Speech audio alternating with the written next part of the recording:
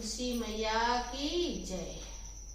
आइए कार्तिक स्नान का एक बहुत सुंदर बहुत प्यारी कहानी जो कार्तिक सब नहाते हैं उसकी बहुत सुंदर कहानी सुनते हैं हम लोग। अगर अच्छा लगे तो आप लोग कमेंट बॉक्स में जरूर बताना।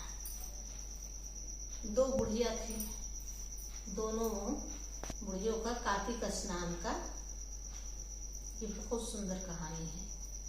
एक बुढ़िया थी, रोज सुबह उठ के वो कार्तिक में जाती थी, अपने बेटे से बोली बेटा कहें कि ऐसा है कि आप हमें हरिद्वार भेज दीजिए कार्तिक में 1 महीने के लिए और हम जाके गंगा स्नान करेंगे 1 महीने के बाद आप आपके लेके हमको ले आना वहां से। कहें ठीक है माँ।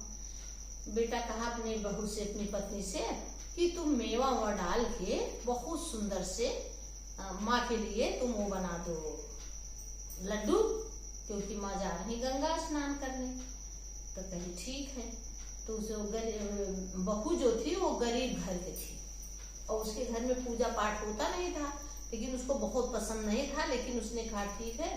तो उसने क्या किया, उसको बनाई लड्डू बनाई सासू माँ के लिए उसका मेवे का, और फिर थोड़ के आधा लड्डू उसने रख लिया अपनी माँ को कि अपनी माँ को देंगे, खाएंगी हमारी माँ। उसने अपनी माँ को आधा दे दी।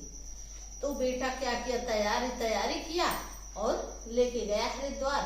अपनी माँ को वहां गंगा के किनारे छोड़ दिया और वहां उनको एक सुंदर सी कुटिया बना दिया।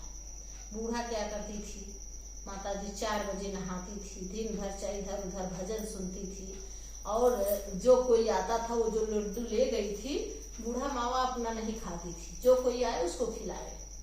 ऐसे करते करते बूढ़ा माता को 1 महीने बीत गए, 4-5 दिन बचा था। तब उनका बेटा सोचा कि हम जाए अपनी माँ को ले आए वहां से। एक दिन सावन आया और उनकी कुटिया खटखटाया। सावन बोली कौन? कहे हम सावन हैं। कहे आ जाओ बेटा।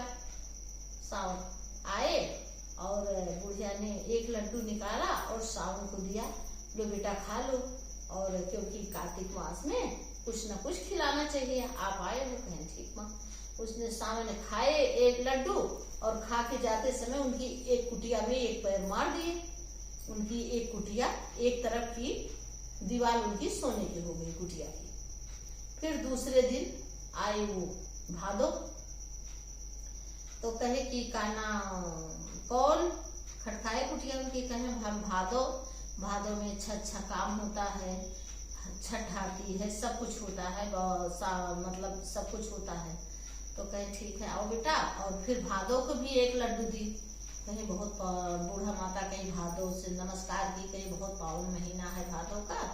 फिर वो भी खाए और जाते समय 1 पैर उन्होंने मार दिया उसमें, उनकी दीवार में, कुटिया में। उनका दूसरी भी दीवार सोने की हो गई।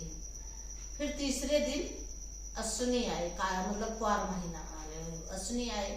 तो खटकाए, कहीं कौन बेटा? कहें हम अश्विनी क्वार महीना। कहें देखो क्वार का महीना कितना अच्छा है, उसमें पितृपक्ष आता, उसमें नवरात्र आते, उसमें सब इतना अच्छा से होता है, सब कुछ बहुत बढ़िया महीना है। आए बतवाए और देखे कि माता जी ने स्वागत किया। फिर उनको भी 1 लड्डू खिलाई, अपना वो खाए लड्डू खावा के वो भी गए, 1 पैर मार दिए, उनकी तीसरी दीवार भी सोने की हो गई बूढ़ा माता की।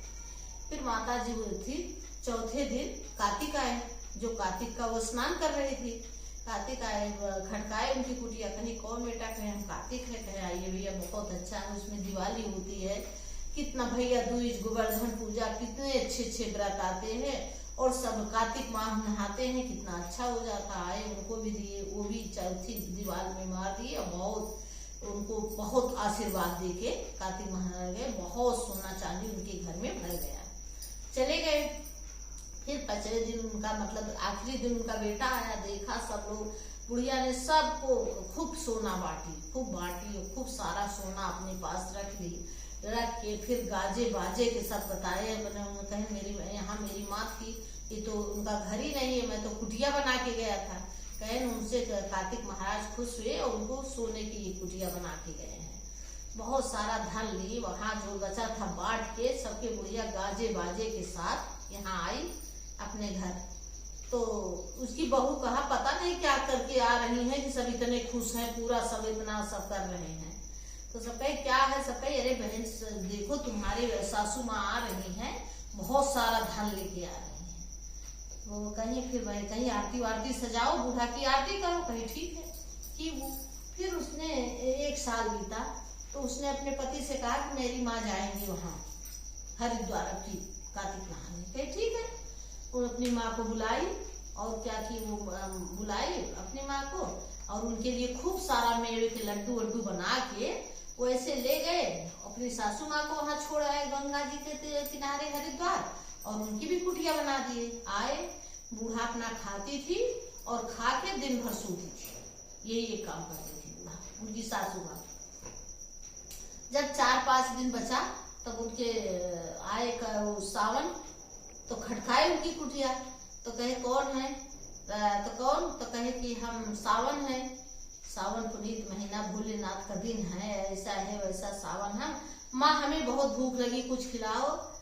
कहीं एक डंडा बहा के मारे, कहीं जो लाई हुआ खा भी तो का खियाओ, भगा दी। दूसरे दिन ऐसे आए भादो के भी साथ यही की, उन्होंने उनको मार के भगा दी गरिया के। कहीं जाओ, सब लोग मुंह उठा के चले आते हैं, यहाँ हम आए हैं, इतना भंडार भर के लाए हैं, सबको खिलाएंगे। भादो भी चले गए, कुआर आए, पूछी कौन, कहे हम कुआर अश्विनी मास हैं और हम आए हैं, बहुत पुनीत महीना है ये, माता जी आती हैं ये वो, उनको भी डांट के भगा दी। उसके बाद चौथे दिन कार्तिक आई, तो कहे कौन, कहे हम कार्तिक मास है जो नहाने आई हो, मैं वो है, हमको बहुत भूख लगी है। उनको भी खदेड़ ली, तो उन्होंने श्राप दिया कि जाओ तुम जो ये कर रही हो कार्तिक में नहाने, तुम गधी बन जाओ। उनको श्राप देके चले गए। अब वो गधी बन के वही ऐसे ऐसे रेगने लगी उनकी माँ। ये गए लाने, सबसे पूछ रहे भैया, कहे देखो तुम्हारी माँ जो थी हम लोगों को 4 बजे उठाती थी, उनके चक्कर में हम लोग भी वो करते थे, स्नान करते थे और सब कुछ करते थे, लेकिन ये तो अपने खा के सारा दिन खाती थी, सोती थी। और कार्तिक महाराज उनको ऐसे ऐसे चारों लोग को किए, कार्तिक महाराज ने शराब दे दिए, देखो ऐसे पड़ी। आए तो फिर उनको लेके आए। अब यहाँ बहुत देर इंतजार है, बहुत सजा, 56 लोग बना के रखी अपनी माँ के लिए कि मेरी माँ आ रही है, इतने गाजे बाजे। कहे तो आए बिगड़ पड़ी, कहे कि बताओ आरती वारती लेके खड़े, तो कहीं आरती उतारो, कहीं किसकी उतारो, यही गधी है। कहीं मेरी माँ ऐसे कैसे हो सकती गधी, कहे नहीं ऐसे है। तो उन्होंने पूरी कहानी बताई कि तुम्हारी माँ ने ऐसा किया, इसलिए कार्तिक महाराज इनको श्राप दे दिए और इसीलिए ये गधी बन गई। तो अब क्या करे, अब वो घर में रहते तो पुरोहित को बुलाए। पुरोहित कहे भाई देखो 1 साल के बाद तुम इनको रोज गंगा ले जाओ, गंगा स्नान कराना, तब ये पुनः अपने कार्तिक महाराज इनको जब देंगे आशीर्वाद, तभी ये अपने होने में आएंगे। कहे ठीक है। लेकिन अब वो घर में बैठी रहती थी, इधर उधर रेंगती रहती थी, तो बच्चे वो किसी ने कोई डंडा मार दे, कोई कुछ मार दे, यही कहा। तो माँ तो उसकी पत्नी तो बहुत गुस्सा आती थी कि तुम नानी को डंडा मार रहे हो, ये कर रहे हो, वो कर रहे। अच्छा, किसी तरीके साल भर बीता तो रोज वो गंगा जल लेके रात कार्तिक भर उनको 4 बजे उठ के नहलाती थी। जब आखिरी दिन हुआ तब आए और कार्तिक महाराज उनको आशीर्वाद देके उनको आदमी बनाए, वो अपने योनि में आए। फिर उनसे माफी मांगी, कहीं अब हर जगह में कार्तिक नहाएंगे और फिर सबका सत्कार करने लगे। फिर दोनों बुढ़िया जाती थी हरिद्वार नहाने और करती थी। बोलो कार्तिक महाराज की जय, तुलसी मैया की जय।